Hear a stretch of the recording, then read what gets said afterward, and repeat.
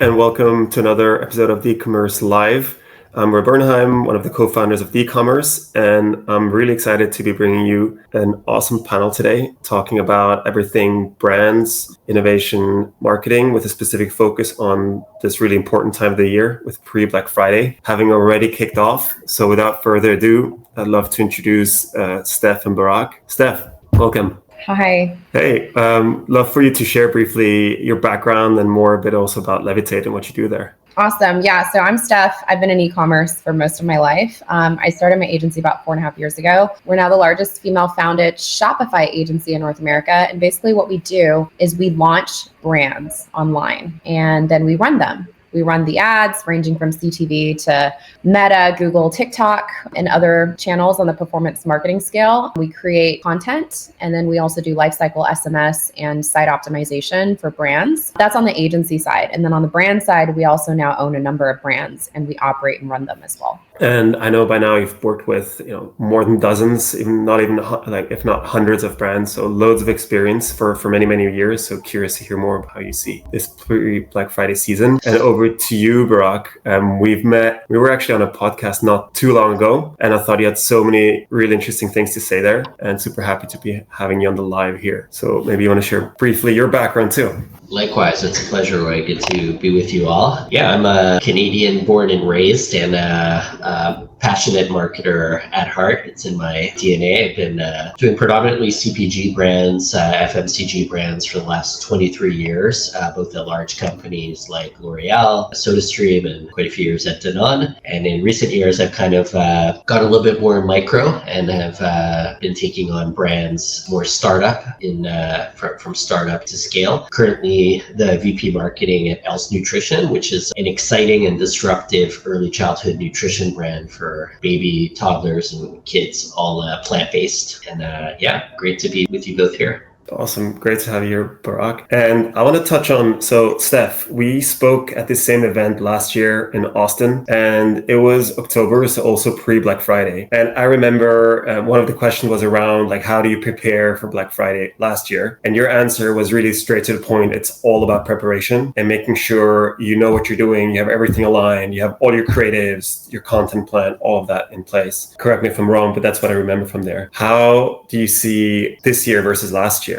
I think the economy has changed a lot in the last year. I think obviously here in the States, I know we have a very global audience here, right? But here in the States, I think the economy is just in a very different place. Stock market is in a different place. So I think people are also looking for sales. So I would expect this Black Friday to be bigger than ever. I think just even looking at some of the brands that we work with and the hundreds of clients that that we are in touch with, it's been a hard year, I think, for most people, especially if you're a new brand and you're up and coming. So a lot of people are actually waiting for a sale. A lot of people are waiting for the Amazon, Black Friday sale, the retailers, also the D2C promotions. And we're definitely encouraging all of our clients to run a promotion this year, even if historically they haven't, just to capture some of the sales that, they weren't able to capture in Q2 and Q3. I think Q2 and Q3 were relatively soft for most D2C native brands or the D2C channel in general. So interesting. Barak, I saw you were kind of nodding. Would you agree with that or completely disagree?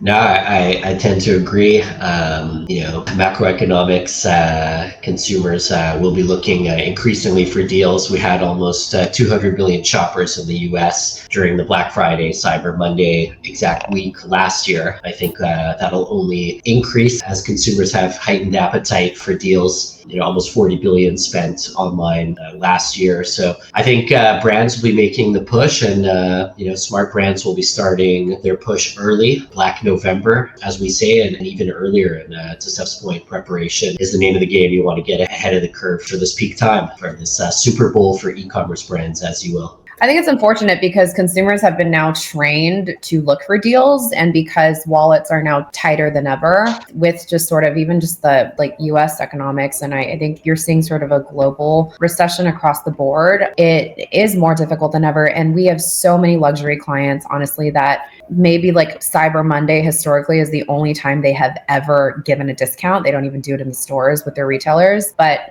they're now relying on discounts. And then I think what happens is after starter discount and deal day, you see a huge drop off in traffic. And we actually had a client that got really upset with us because they saw like a 90% drop off in traffic after a Labor Day sale. And they were like, why were we not notified? And we're like, yeah, well, we actually made a lot of edits to your media campaign, but you're going to see that with every single brand. That's just normal now with what's sort of happening in the economy, especially with expensive, high-end, high AOV products. So I think it's really interesting where things will go from here in 2025, especially if inflation has calmed down, if interest rates do start going down, like what will happen with consumer spending. It'll be very interesting because I think for the last 12 years, we've just had such a high, and it's been so easy, I think, to sell product for brands to make money that people got very comfortable and things got very easy, right? For I think for D2C in particular. So it'll be really interesting to see kind of like post holiday this year going into January 2025, how sales will do.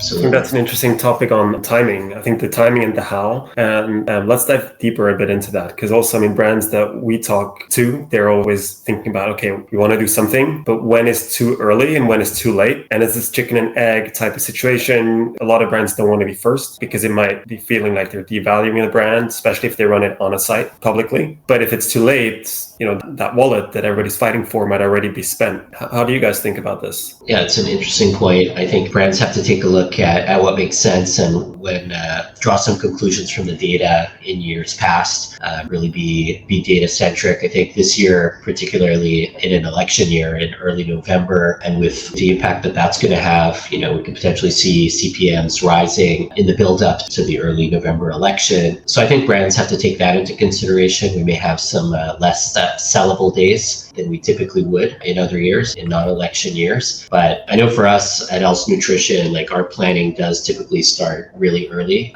So we're typically huddling the team together, looking at data from years past in August and, you know, making some shifts throughout September and trying to build momentum. It's not just a switch that you're flipping on really during this time. The earlier you start, it's really that classical, you know, test, optimize. You can even build the anticipation, get your whitelisting, your set, build out the right leads, nurture and, you know, treat those VIPs with exclusive offers. So I think brands have to really take a look at the data of years past, what makes sense, and you know, look at the objectives that they're trying to hit in 2024. That's interesting. I'd love to touch on the whitelisting in a bit as well, more in depth, see what you do there. Steph, what about you? What do you think about timing with brands? Is it the same for all, or do you see different patterns with all the different brands that you talk to? What's your view on that? I mean, I think it depends on the brand, the product, the industry, and then the AOV. Like if it's necessity item, people are going to stock up on things and they're going to buy it on Amazon, right? If it's a high AOV item, they're definitely expecting some kind of a sale. And do you hear this at all from brands, especially with higher AOVs, like luxury type brands, that they might not want to do this too early or too publicly? I think everyone's warming up to this idea. And then on our end, we're suggesting like, you know, BOGOs, we're suggesting like, you know, spend X amount and get X amount in credits from December or January, so just to really extend the LTV of that client, you know, customers. But I think everyone's like doing something differently for Black Friday this year. So let's talk a bit more about this whitelist, because I think that's an interesting one. Barak, would you mind sharing more how you think about your segments and whitelisting? Yeah, I mean, just in terms of segmentation in our particular industry, we're mainly targeting millennial parents, specifically millennial moms. And this is typically with early childhood nutrition. It's an ongoing purchase, decent AOVs and loyalty. We're playing the LTV game. So, you know, diving deep into the data, whether it's through Triple Whale or any other analytics tool, we're really looking,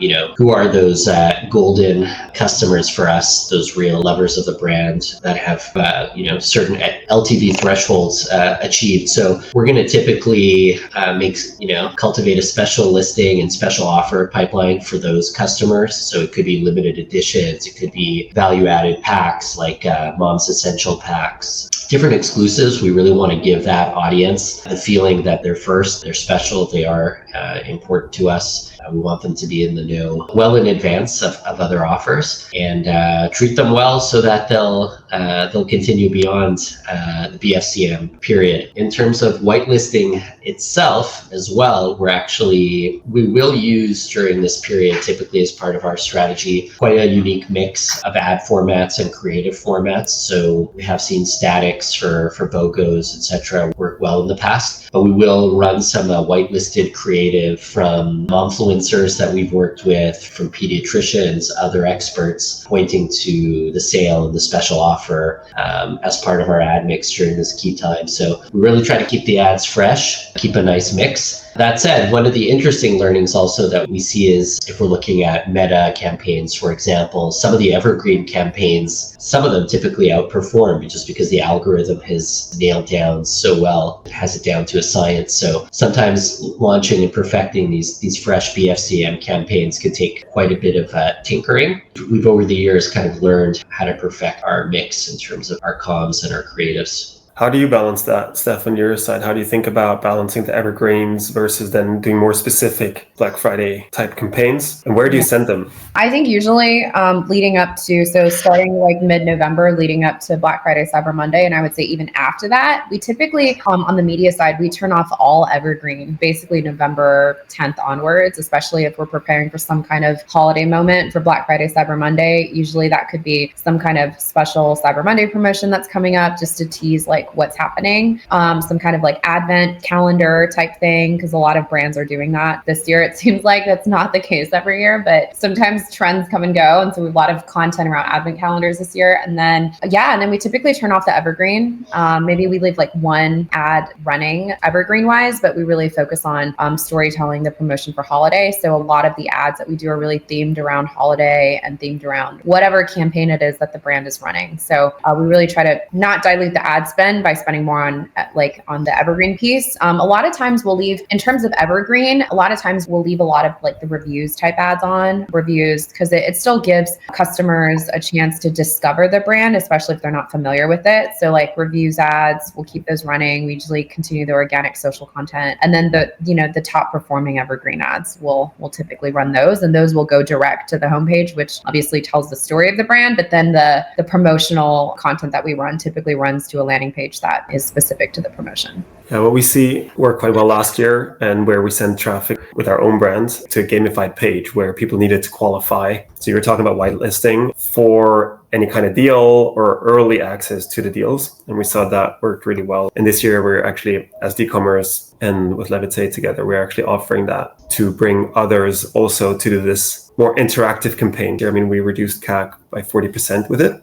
because people were interacting with the site. So it was more of a game to play, and they had to do something to qualify for a deal. So with that, we're also like in a way able to not devalue the brand. So it's not just here's a deal, buy it at the discount, but we're like, yeah, there is a deal, but you need to do something to get it. I hear that. I think we've tested out in the past the gamification, which I think will be a big part of offerings by many brands this season. So everything from, spin wheels to the scratch cards, those interactive gamification elements, I think those are really good qualifiers to build up your target pools.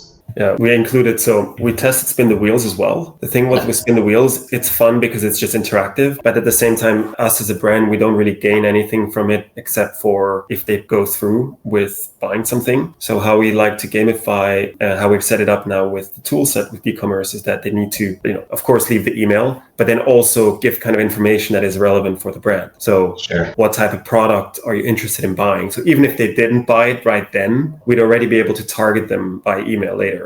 Yeah, no, that makes sense 100%. Getting that primary data, we do some similar things in our funnels as well. So quizzes, those interactive quizzes, and just help guide them to which product suits their child or their family the best way. So that definitely resonates with us as well. We've seen really good success with such elements. And Barak, I feel like from our also previous conversation, even now, how you're talking about segmentation and data, how do you think about that audience or even community within the mix of Black Friday? Yeah, so like I said, we do have a very clear segmentation strategy for, light users, heavy users, medium users with the brand. So we'll cultivate our offers accordingly. So for some of the heavier users, like I said, we'll look at things like larger bundles, so much higher AOVs, and giving them some nice discounts and early discounts there. For prospecting in particular, similar to what Steph was saying, we're doing quite a bit of planning to do quite a bit of and have been ramping up to it. Dedicated landing pages for BFCM with BOGO offers. We stand behind the quality of the products. We want to give them entice them into that initial taste during this time. And then, of course, there's definitely going to be work on the back end post BFCM to keep them on board. So one of the things that we like to do as well is with the new wave of customers that we acquire during this key time, we'll like to do interviews with some of these customers with their permission, of course, and just see how they've been taking, how their children have been taking to the brand. So real trust building testimonials to share that with our community even further. So repurposing of content from actual testimonials and actual stories that are coming from our community. And that's a big part of our fuel for our marketing engine. That's super interesting. How do you set that up? Is it literally a call or how are those? Yeah, so we'll do automation just in terms of helping us with the outreach. So we'll set up automated outreach to these individuals, and then typically it will result in a video call with the mother sharing her experiences with the brand and the progress that her little one's been making with the brand. So we like to have these one-on-one conversations, and we can really get to the heart of the story. And we've had those have actually been turned into some of our best paid ads with our lowest CAC. It's just real moms sharing real stories in our community, and just those moments of wonder and moments of impact. That's really been some of our best storytelling. Wow, that's fascinating. Well, you, Steph, how do you like to think about user-generated content, even reviews? You mentioned reviews earlier, so that's something that's a constant for you? Yeah, more important than ever. We're focusing a lot on UGC content. We're also focusing a lot on high-end content. But if you're comparing UGC content to high-end content, we're seeing with some of our even larger brands that UGC is doing better than high-end content. So definitely way more on the UGC side, especially as it relates back to TikTok organic content and reviews content. And how do you capture that? Do you ask people to send it in, or do you review it on TikTok and then ask for permission? We typically work with creators. So we have a service scope here at Levitate, where if you need content created, let's say for a hand cream, ship them over to us. We work with a whole network of thousands of creators, and we can pick them for you, the right ones, script the content, get it shot, and then we test it and revise it. Yeah, I'll just add to what Stephanie was saying. Essentially, there are also relatively low cost platforms out there, creator pools that you can essentially tap into. There's many. We work with a couple of them. The AI models are powering some of those just in terms of helping you find the best potential creators. And also, some of those models are helping you find the top creatives that are working for some of your competitors or related industries. And then you can really pin down what are these types of creatives that are optimal. Is it unboxing or gifting or pure testimonials, problem solution, hard offers? So some of these platforms have become really, really affordable and really sophisticated and really making UGC and creators so accessible and so turnkey for brands. And now turning towards Black Friday again, let's say I was a brand, I just woke up and I'm like, it's already 2 months just before I'm kind of late on everything. Steph, what's your recommendation for people to do? Also, what are the kind of, let's say, specific services and how you work with brands that might not have a full-fledged strategy yet? Yeah, I think everyone should get a strategy together as soon as possible. And it's pretty straightforward. Every year, holiday rolls around. I think it's just about crafting something unique. I think people are used to seeing the same thing over and over, and they're trained on the same kind of promotions. Every year you're looking at the same sort of bulletin boards, right? For the in-store promotions, Amazon kind of releases it super early. So doing something unique on your D2C that stands out is very interesting. And it's hard to come up with something unique when it feels like everything has already been done, right? The BOGOs and everything has already been done. So I think this year, especially if you're high AOV, working together with other brands is a good idea. So being able to say, okay, well, maybe I'm a jewelry brand, but I'm giving away high-end skincare, or, working together with brand and sharing audiences can also be really interesting, because then you also share in on the ad spend. Or if you're a baby food company, right? Can you work with a marketplace for, baby products, things like that, being able to share audiences and could be really interesting. Does that answer your question? Yeah, for sure. Barak, you were nodding. Is that something that you do or you're thinking about? Yeah, definitely. Just to keep it fresh, like Steph is saying, and try to avoid the proverbial wallpaper. So how can we, really ignite some differentiation, try to cut through the clutter, try to lower some of those CACs, and especially during a time where CACs tend to skyrocket. So definitely partnering with other like-minded brands or brands that could just help you bolster that value for your customers. So we partnered with brands like Tommy Tippy or Komotomo, like baby bottle brands and baby feeding brands, reading brands that help kids with literacy, etc. So anything that can be some added value and can really share audiences, tap into And what does each that look other's like Instagram. more specifically? Is that you're sharing each other's newsletter, like you'll be sharing basically what they're doing over there, sending traffic over, or is it more social? Yeah, so we've run it a few ways and we've seen tremendous success with it. So, just taking the Tommy Tippy example, they're a huge baby bottle brand and sippy cup brand in North America. So it just makes a lot of sense partnering with a formula brand and early childhood nutrition brand. So definitely co-branded emails. So we're expanding audience size by sharing email lists together and doing several deployments together. Also organic posts and contesting on socials, particularly on Instagram, where that millennial mom tends to gravitate towards. So typically it's taken the form of social and email, but really looking at what are those brands that you can join hands with and really give customers that 1 + 1 = 3 experience by joining forces. Very clear. And I think they're understanding the audiences. So what I'm taking away here is really, first of all, understanding the audiences and making sure that the people that are already loyal and engaged, getting them something special or early. Yeah, especially to the loyalists, as we call them. I mean, that's gold. Essentially 20% of our audience almost is that classical Pareto, giving us about 80% of our volume. So the really long and profitable lifetime value. So that's who we have to try to delight and surprise and bring the most value to. And those are going to be our brand advocates and our referrers who are going to help share our story and help us lower our acquisition costs as a result. And there, I mean, Steph, would be interesting to hear from you as well as how you think. So we're talking about paid ad and new customer acquisition. How you think also about the owned audiences for brands, like how to really leverage the owned audience. Some might even have community. How do you think about those segments and how to bring them into a Black Friday campaign? Yeah, absolutely. It's about sharing with your friends, right? So sharing with your friends, your owned audiences are going to be the most loyal to you always. So being able to incentivize them to not only come back and support you, but also share and refer out to their friends, I think is important to run a campaign in parallel with that. The sharing component. So what I'm taking away is start early this year in particular, starting really early if possible, starting also early with people you really know. And I would add there also that people that have engaged with the brand in some significant level before, so left their email, but also maybe showed some more interest in that than just leaving email. They might also be already top shoppers. And then changing the mix up also on the paid side. So seeing what evergreens to keep going versus also replacing some with more specialized Black Friday deal type paid campaigns. That's awesome. All right. So with that, and I wanted to thank you guys so much for all the insights and ask and see if you had anything else you wanted to add and where people could find you if they wanted to reach out. Yeah, so you can email me, Steph@levitatefoundry.com, or find me on Twitter @eCommerce Queen, or just hit me up on LinkedIn. Yeah, I'm wishing everybody a great run into Black November and beyond, and wishing everybody a lot of success. And